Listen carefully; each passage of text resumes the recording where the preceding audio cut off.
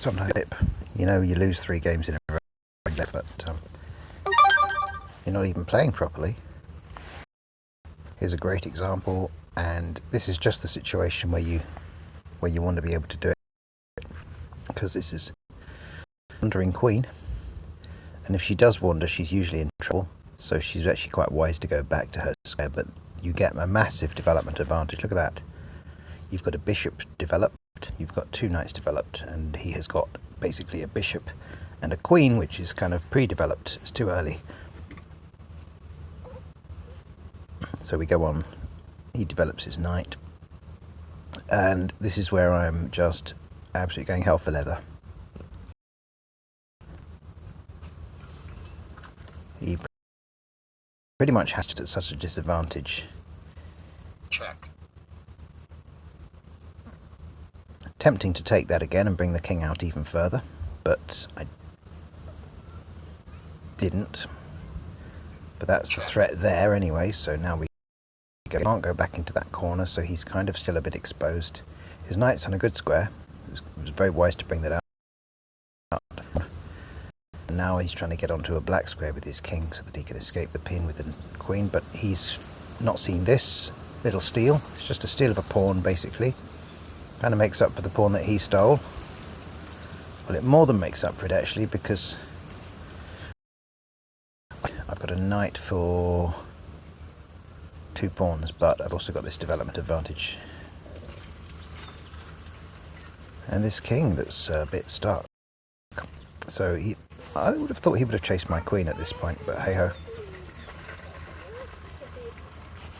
I think his best move was probably... well, he has to get the knight out to start with, yes, so that's correct actually at that point, beg your pardon. But now I would start to do things like that. Try and just...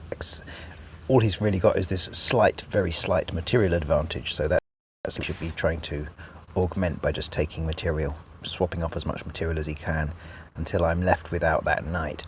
But anyway, instead he decides to mount a counterattack. It's a bit too much when he's got that pawn in front.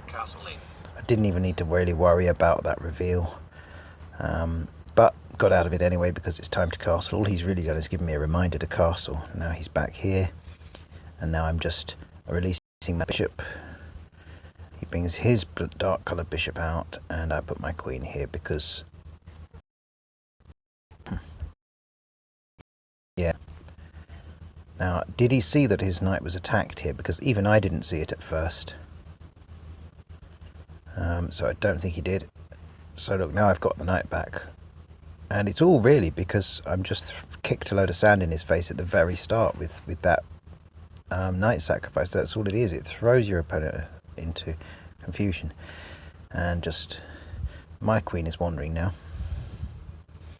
Moves on to this somewhat dangerous but rather... and he goes to the liver type idea, but it's not actually a very big problem. He now has a big problem, which is this. He's going to lose the knight or lose the bishop. Check.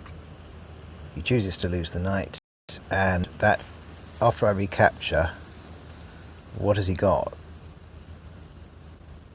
You know, he's got, basically he's a knight down, and he's 2 pawns down, and he's not safe. So this is really an interesting reminder of how devastating an all-out warlike attack can be.